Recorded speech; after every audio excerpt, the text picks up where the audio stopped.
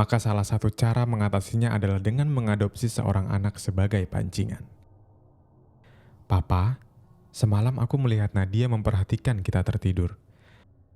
Selamat malam teman-teman, selamat datang di YouTube Suara Telepon, dan kamu masih mendengarkan aku Fauzi Radian. Kamu bisa cari aku di Instagram dengan username @kecabut, atau kamu bisa langsung aja subscribe ke YouTube channel @suaratelepon ini. Dan teman-teman, terima kasih buat kamu yang masih mendengarkan 30 hari bercerita.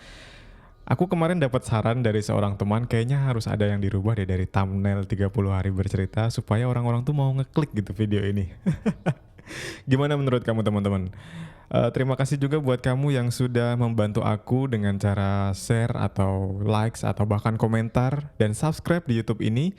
Dan ini adalah hari ke-19, di mana episode ke-19 ini aku akan membacakan sebuah cerita pendek lagi yang aku beri judul Adopsi. Cerita pendek ini ditulis oleh Fauzi Rahadian dan dibacakan oleh penulisnya sendiri.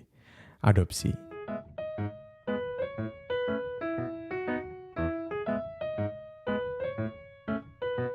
Pernahkah kamu mendengar mitos atau kepercayaan orang-orang zaman dulu yang mengatakan jika kamu kesulitan untuk memiliki seorang keturunan, maka salah satu cara mengatasinya adalah dengan mengadopsi seorang anak sebagai pancingan? Itu yang dilakukan oleh sepasang suami istri bernama Hila dan Bowman. Mereka adalah sepasang suami istri yang begitu menginginkan seorang anak, tapi belum diberikan kepercayaan oleh semesta. Hari ini mereka pergi ke sebuah panti asuhan untuk bertemu dengan calon anak angkatnya bernama Nadia. "Hai Nadia, berapa usiamu?"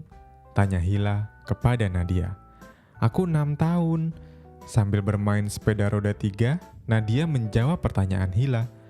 Nadia adalah seorang anak yang lucu, tapi pengalaman masa lalunya begitu tragis. Karena Nadia ditemukan di rumahnya sendirian, dengan kedua orang tuanya sudah meninggal karena ditikam oleh seorang pencuri.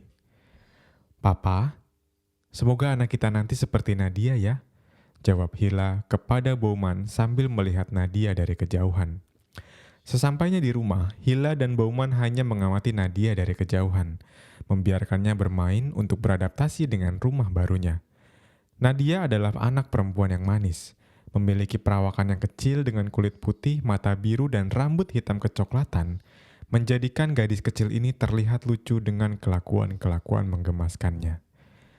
Tapi seiring dengan berjalannya waktu, keluarga Bowman ini mengalami kejadian-kejadian aneh setelah mengadopsi Nadia dari panti asuhan. Pernahkah kamu merasakan ada seseorang yang memperhatikanmu ketika kamu sedang tidur? Hal itu terjadi kepada Hila dan Bowman. "Nadia, sedang apa kamu nak?" tanya Hila kepada Nadia. Di tengah malam, Hila melihat Nadia menjadi seorang bayangan. Nadia hanya berdiri di depan daun pintu kamar Hila dan Bowman. Dia berdiri dan mengamati mereka tertidur ketika Hila terbangun dan bertanya. Nadia justru tertawa. "Gak apa-apa, Ma. Selamat tidur mamaku yang cantik," jawab Nadia kepada Hila sambil pergi bergegas kembali menuju kamarnya. Hila keheranan dengan perilaku Nadia dan pagi ini dia menceritakan apa yang ia lihat kepada Bowman.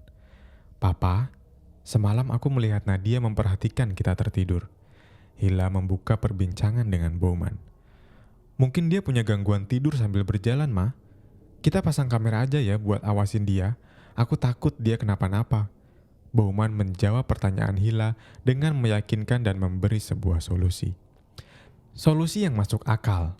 Hila akhirnya memasang sebuah kamera pengawas yang sengaja disembunyikan di dalam kamar Nadia. Kamera itu ia pasang untuk mengawasinya jika terjadi sesuatu karena mereka terlalu khawatir dengan Nadia. Tapi tidak berhenti di situ. Semakin hari, justru mereka mendapati banyak keanehan lain dari Nadia. Nadia tidak suka bermain dengan anak-anak lainnya, dan ia lebih memilih menonton televisi atau YouTube di internet. Ketika anak seusianya sangat menyukai video Baby Shark, Nadia justru menyukai video tutorial make up. Kejanggalan semakin kuat karena beberapa kali Hila menemukan bercak darah pada baju Nadia, dan itu membuat Hila kebingungan.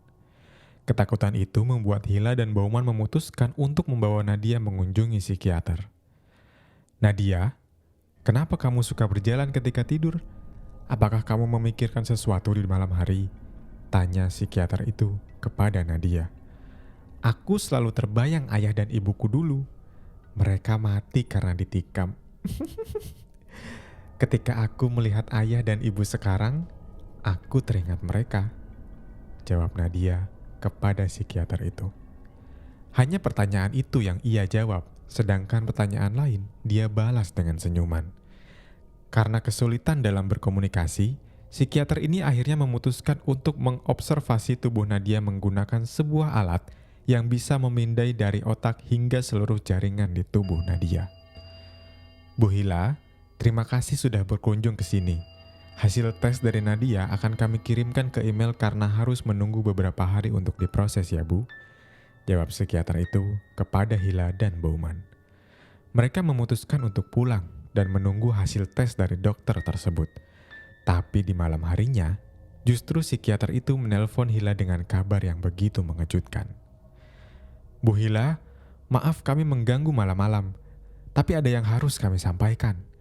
Kami menemukan ada indikasi Nadia bukan berumur 6 tahun. Dilihat dari jaringan sel otak dan tulang-tulangnya, Nadia sebenarnya berumur 21 tahun. Bahkan ketika dicek kemarin kondisinya sedang dalam menstruasi, yang tidak mungkin dialami oleh anak seusia 6 tahun. Jawab dokter itu kepada Hila.